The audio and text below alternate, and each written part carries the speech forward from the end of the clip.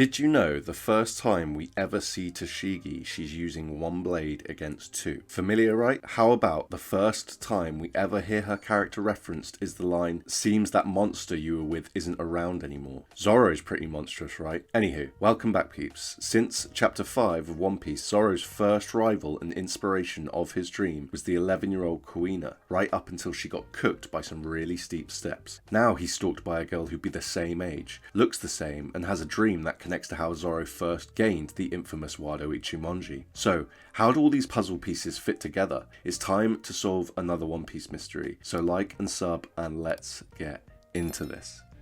Kuina was first introduced in the East Blue, which is where Tashigi resided before moving to the G5 Marine Base, and also where she made her first appearance. Bizarrely, both characters share voice actors in all three English dubs. Kuina and Tashigi share a focus on the number 16, for example, Tashigi's birthday is October 6th, so 10-6, and Kuina's SBS volume is volume 16. They both have Type S blood, and we see early on how Kuina trains to become the best swordsman in the world using one sword style. We see Kuina using one blade in training against Zoro, who uses two blades at the Shimatsuki school, which is likely the Shimatsuki way considering their crest. We see this with Ushimaru Shimatsuki also. Coincidentally, our first ever panel of Tashigi just so happens to be her using one blade to defend herself against two swords. Kuina uses the Wado one sword style in her 2001 victory over Zoro during the night of the full moon, while he uses two again. After Zoro gets frustrated at losing to Kuina, we see him cover his eyes, which will be relevant in a second, after which Kuina gives up on her dream, stating she'll never be the best swordsman, since her father, Kiyoshiro Shimatsuki, told her women cannot be the strongest. This is in contrast to when we see Zoro and Tashigi interact. Tashigi shows amazement that Zoro has the Wado Ichimonji, which leads Tashigi to proudly state her dream of recovering all the great swords taken by pirates, and promises she will fulfill it. In Japan, the act of taking another sword is seen as a strong statement that implies the wielder was not worthy of the blade, and Tashigi is doing this by taking the blades from criminals. Zoro took the blade Kuina used after her incident on the stairs, which is a clever reversal from Oda.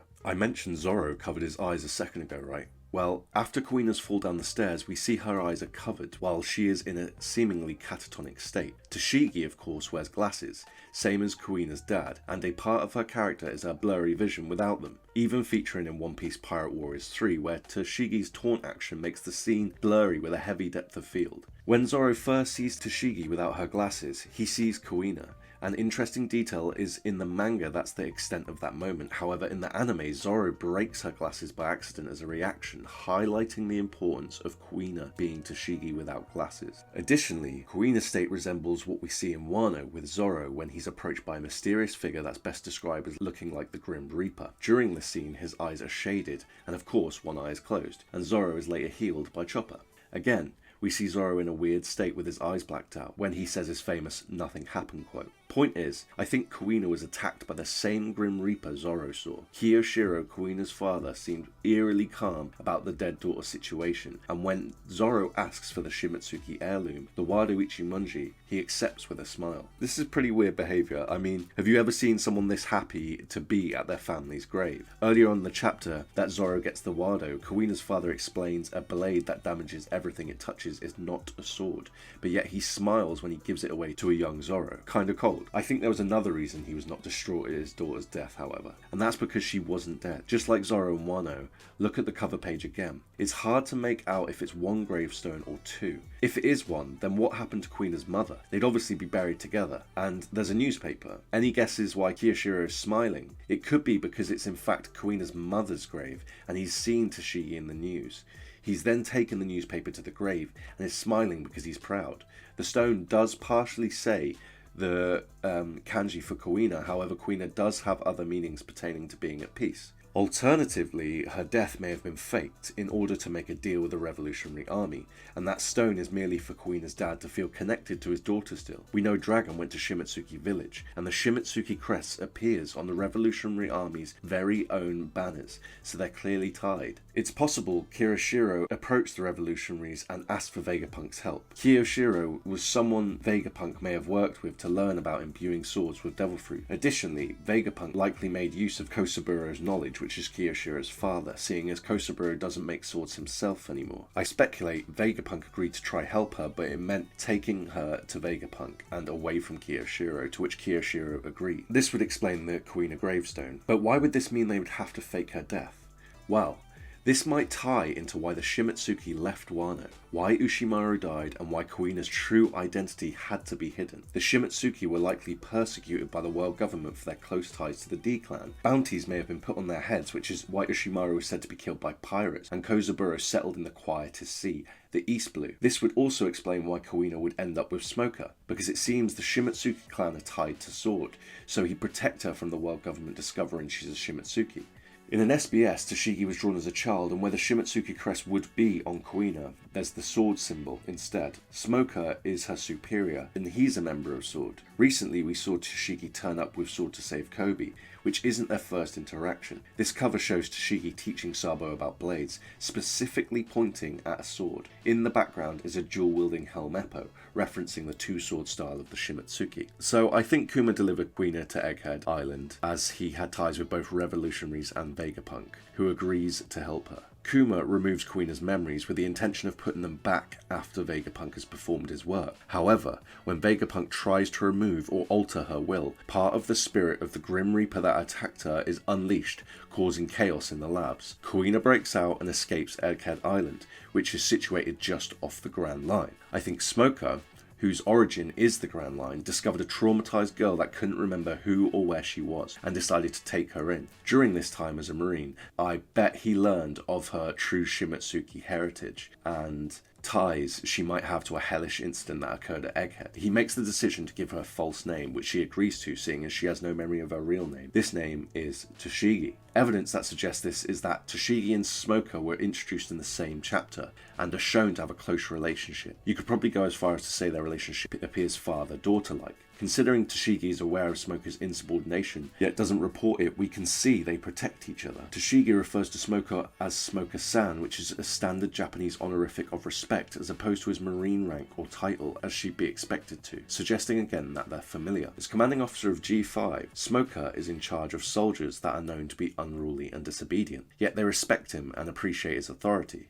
This could be a nod to the fact Smoker has authority over Tashigi, despite potentially having the unruly influence of the Grim Reaper around her. Little side note, Smoker hates the 7 warlords, and even played a part in abolishing the warlord system. 7 is one of the most holy numbers, and as I've stated, I think Kuina is currently part demon, or imbued with demon. So it's kind of ironic a demon supporter would hate the 7 warlords. This could just be coincidence, however. Now, I could do a whole video on whether or not filler is relevant to the story Oda is telling us, but the short answer is yes, it is. Filler is a term that implies it's only there to fill space, thus is meaningless. However, this couldn't be more wrong with One Piece. The best way to explain this is to look at characters that are pretty much fully fleshed out, then look at the filler related to the character. You'll see the material is in fact 9 out of 10 times supplemental to their story. An interesting example is Tashigi's favourite food is hot coffee, a drink associated with adults in Japan, whereas Kuina's favourite is milk, a drink we all associate with young children. So you can see Oda highlighting the transition between the young Kuina and the older Tashigi by using supplemental material here. Why do I bring this up? Well, because Smoker is a great example of this too. His filler depicts the following, as stated by the wiki.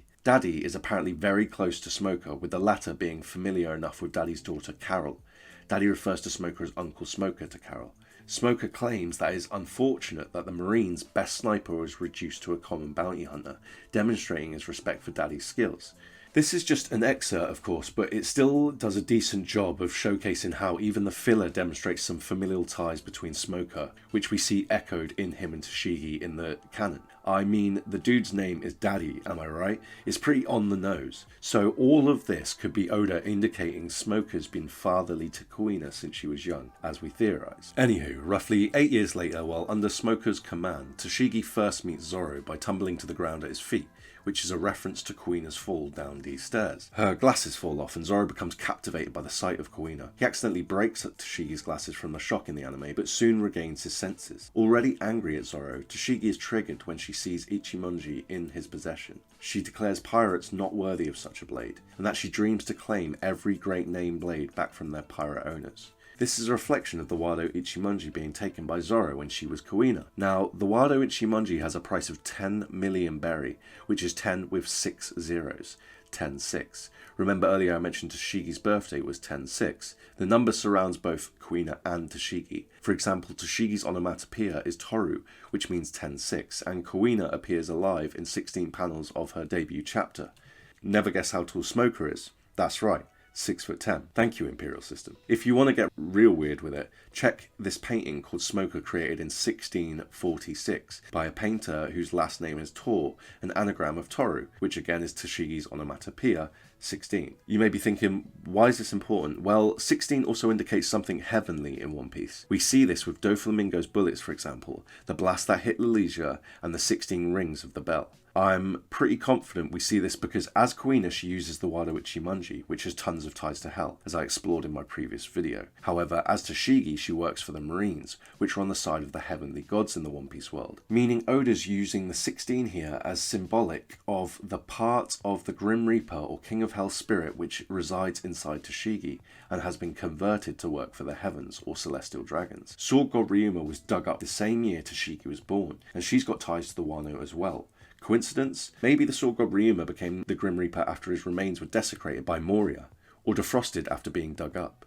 If the Grim Reaper was coming for the Wado and Wano, came for Kuina when she used it, and then Tashigi the swordsman was born the same year he was dug up, then this might suggest his will is disturbed and that he wants his sword back. In fact, I think all 3 swords. Find out more in the 3rd and final part of the trilogy, where we aim to solve the biggest one of them yet. Will Zoro be the King of Hell? Will the King of Hell be tied to Zoro's 3 sword style? What do the demonic Wado Ichimonji and Enma have to do with this? Enma is an anagram of Amen, after all. And with that, please like the video, give it a share if you think it's spicy, and we'll see you next time. Lastly, if you made it this far, you've just become the proud owner of a Vegapunk lightsaber. Let me know what colour you want in the comments. Tidy your room. Peace.